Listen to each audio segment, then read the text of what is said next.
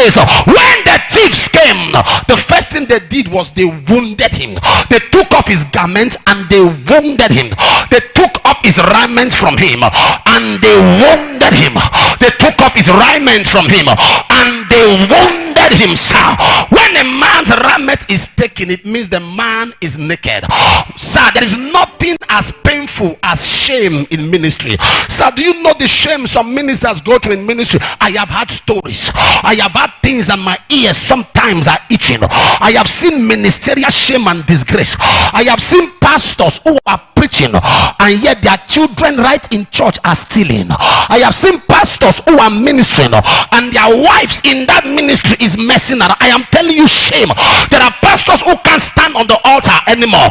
They can't counsel people because of shame. Am I talking to somebody right now? There are people going through shame, and once there is shame, you are wounded.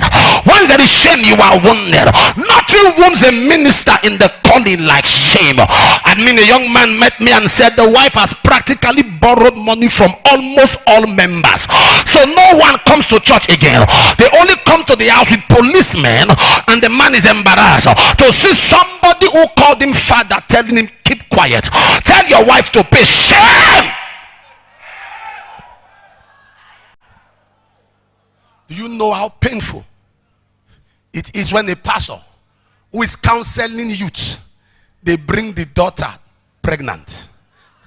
Shame.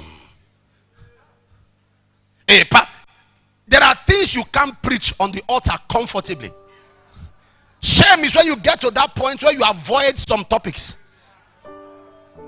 because you can't face them to say it because they know you have been through it.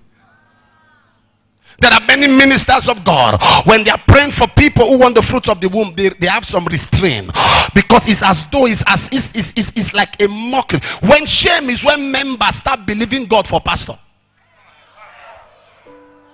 When they become connected to your need, they feel the pain, they feel the hurt, they feel the shame, they feel the in the name of Jesus.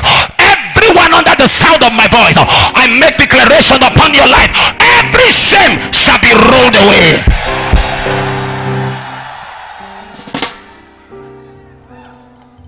Take your seat. The Lord was speaking in the book of Isaiah. He said, you shall not be ashamed, neither shall you be put to shame. You shall not be ashamed, neither shall you be put to shame.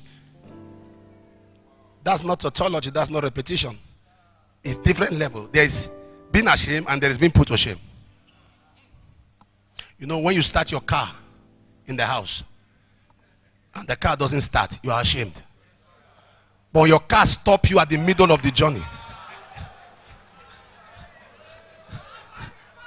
you are put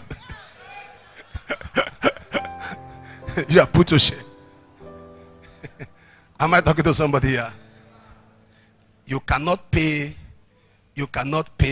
your house light bill. You're ashamed. But in the middle of a crusade, NEPA comes. We have heard all kinds of about riches and wealth. You see, no matter how dirty riches appear, poverty is not beautiful.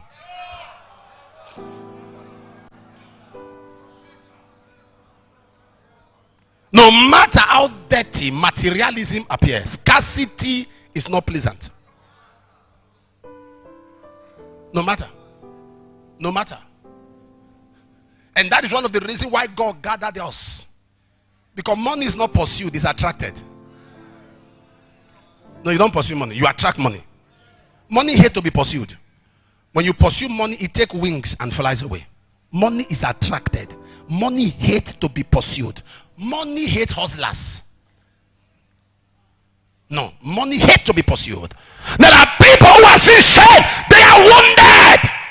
And there are ministers under the sound of my voice who are carrying wounds and scars, carrying injuries. They are bleeding while leading. They are bleeding because they have scars. And the Bible says, when they took the raiment, they wounded him. Study your Bible. You will not see that they took money from him. What thief comes to you just to take your clothes and go? He just take the clothes, wounded, and left.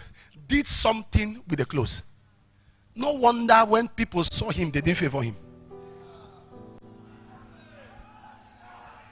No wonder the first man saw him, ignored him. Second saw, ignored him. What was done with the clothes? There are churches, people come there, just take sand.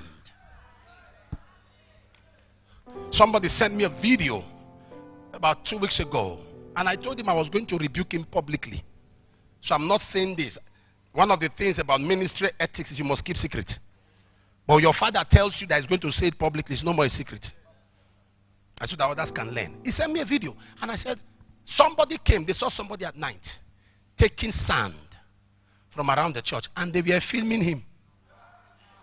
And he sent it to me. He said, I just want you to pray. I said, what was doing? He said, security. I said, fire them. Sack them! Somebody was taking sand around the church, and they were looking at him. And he took the sand and left. And they sent you video.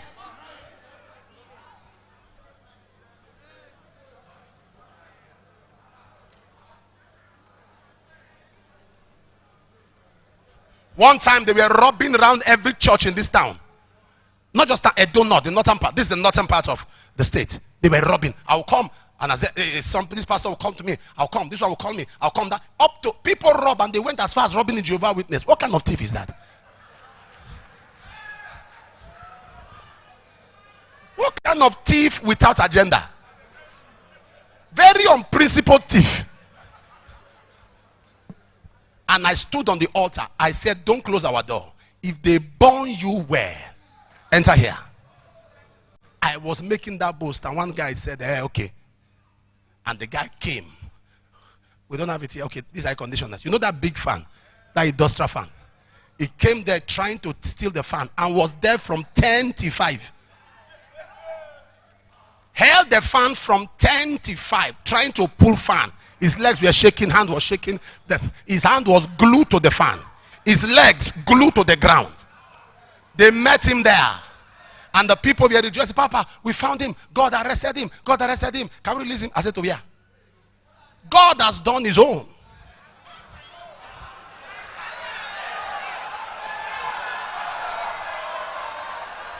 There are the young men that carried Ananias and Sapphira. I told the youth, they said police. I said, leave this one. Which police? Where are the youths? I said, take him somewhere. The only thing I guarantee you, don't kill him. Every other thing, do to him. But don't kill him. Don't kill him. That's what we are told. Thou shalt not kill. Any other thing?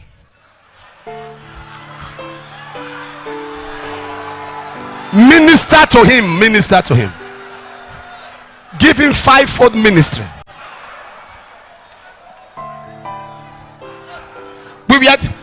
Some of us don't know how, some of our pastors here don't know how the church in Esan, how we broke through Esan district.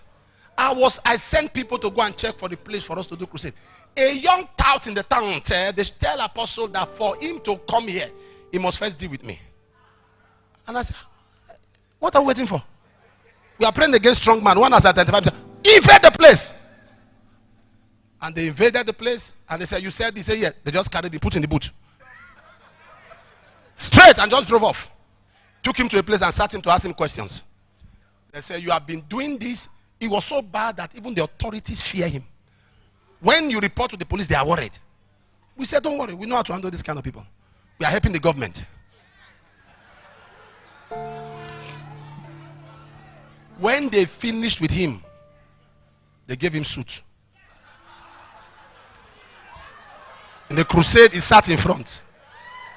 And I was ministry. I took off the mic. I said, I like you. You join protocol? He said, yes, sir. It's okay. So he was in our protocol all throughout the program. He has gone abroad now. He left with very normal. Very normal. Very normal. Now, listen to me. Listen to me. We are in a generation when there are said, do you know in the midst of the rascality in the north, there are some churches that can't be touched. Those of you from the north know what I'm talking about. There are some churches that cannot be touched. We are in a generation where the nomenclature has changed. Yeah, it has changed. We are in a rascally generation. You can't be too gentle and settle. You need some level of madness. I'm being honest to you. To survive this wickedness. And they did that to them and wounded him, and they departed. So do you know there's nothing as painful as impunity? You do it and you are telling people, what can you do? Do it and departed. Messed him up and departed. There are some of you, one of the things you are praying for and your heart is bleeding is that there are certain things people have done against your ministry and you are seeing them still thrive. Nothing has happened to them. Your heart is boiling that these people can do this thing and just walk away like that. And when one person does it and walks away, another person will do it and walk away. And they departed. There are people that have done things to their mandate, to their assignment. Nothing has happened to them. So others see it as endorsement. Nothing has happened. So then another person comes. Another person comes. Check every treasurer who steals. They had a predecessor who was a thief. So even if they come clean, that one, are you going to be like that? Are you going? So they had a mentor who mentors them on how to steal. Because they stole and nothing happened. So you took them out. And the next person who came with all honesty. They said, hey, don't try it. This is your opportunity. So that one becomes a thief again. In Matthew chapter 13 verse 25. Speaking about why men slept. He said, an enemy came and sowed tares among the wheat and went his way. Can I make a declaration? Anyone who has hurt you and they feel nothing will happen, they have caused your ministry pain, they have wounded you, and they say nothing can happen, they have caused the ministry disaster, they have set you back almost 5 years back, and if they are walking about, in fact they use your block to start their buildings, and they say nothing can happen. While you are still here, you will hear that something has happened. While you are still here, you will hear that something has happened. While you are still here, you will hear that something has happened. While you are still here, you will hear that God has showed up. You will hear that heaven has showed up. What they did against you that made you shed tears, heaven will show up and they shall cry your cry. For the pain they have caused you, heaven will show up. For the pain they have caused you, heaven will show up. For the pain they have caused you, heaven will show up. For the hurt they have caused you, heaven will show up.